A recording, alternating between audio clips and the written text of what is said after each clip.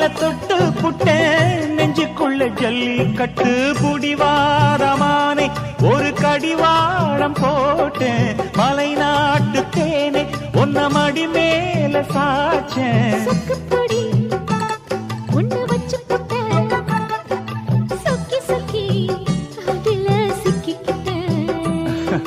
கிச்சிலி சம்பா குத்தி எடுத்தே மொச்ச குழம்பும் வச்சு எடுத்தே ஆமாடி அதுக்காகத்தான்